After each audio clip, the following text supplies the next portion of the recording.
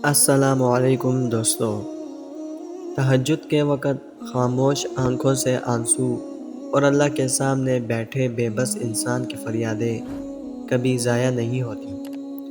تہجد کے نفل بڑے پیارے ہوتے ہیں، ادھر التجائے ادھر قبولیت، ادھر سجدے ادھر معجزے۔ جب اللہ رب العزت دل میں اتر جاتا ہے تو پھر وقت تہجد آنکھوں میں نیند نہیں اترتی۔ تم سوچتے ہو کہ درد کی شدت سے جاگ رہے ہو، مگر دراصل وہ درد تو محض تم سے ملاقات کا بہانہ ہوتا ہے۔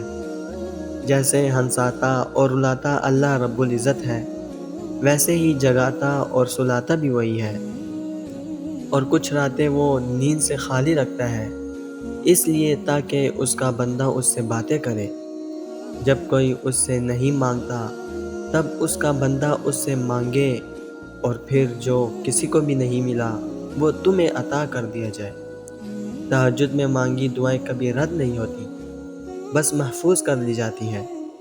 جو آپ مانگ رہے ہو وہ نہ ملے تب بھی وہ کبھی نہ کبھی مل جایا کرتا ہے، یا پھر اس سے بہتر چیز آپ کے لیے لکھ دی جاتی ہے۔ آپ کے ہاتھ خالی نہیں لوٹائے جاتے، اللہ ہمیشہ بڑھ کر عطا کرتا ہے۔ تہجد وہ واحد نماز ہے جس کے لیے اذان کی آواز مسجد سے نہیں دل سے آتی ہے۔ تہجد کی نماز اللہ رب العزت کو بہت پسند ہے۔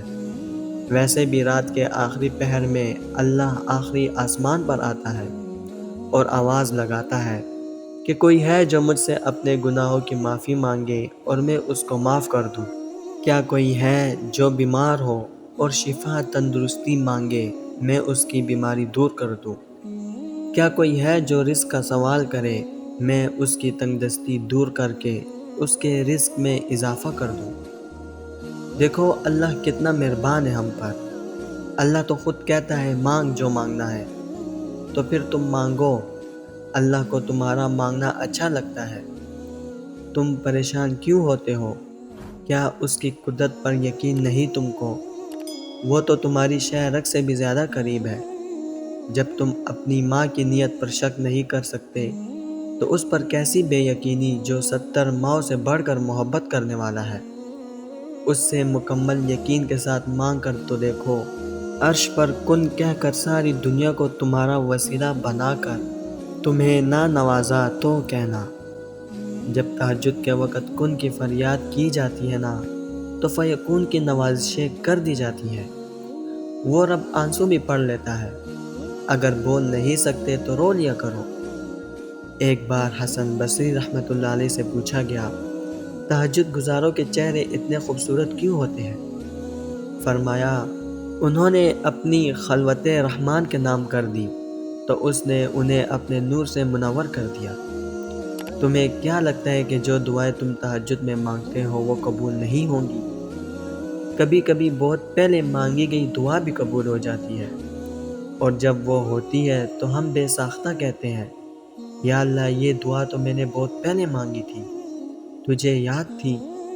ایک دن تم ان دعاؤں پر بھی یہی الفاظ کہو گے جو تم اب مانگتے ہو۔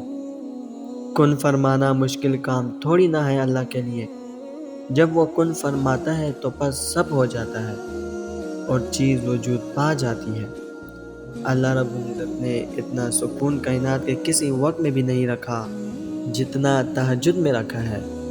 تہجد ایسا پردہ ہے جو تمہارے اور اللہ رب العزت کے درمیان حائل ہونے والے فاصلے سے اٹھ جاتا ہے، تاکہ نہ تمہارے مانگنے میں مشکل آئے اور نہ اس کی عطا دیکھنے میں۔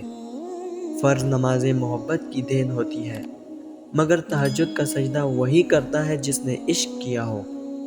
تو اگر اللہ رب العزت تمہیں تہجد تک لے آیا ہے تو جان لو کہ اس نے تمہارے لیے عشق کو چن لیا ہے، یعنی تمہارے لیے خود کو چن لیا ہے، اور اس نے تمہاری ہر فریاد پر کن کا ارادہ باندھ لیا ہے۔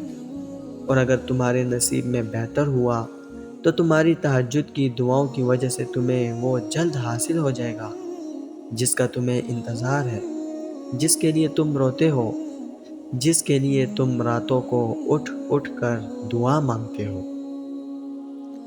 دوستو، میں امید کرتا ہوں اس ویڈیو نے آپ کو فائدہ ضرور پہنچایا ہوگا اور آپ کے دل کو تسلی ضرور ملی ہوگی۔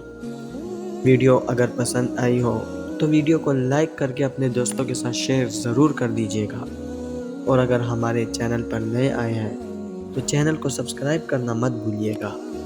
انشاءاللہ ملتے ہیں اگلی ویڈیو میں۔ اپنا بہت خیال رکھنا۔ اللہ حافظ۔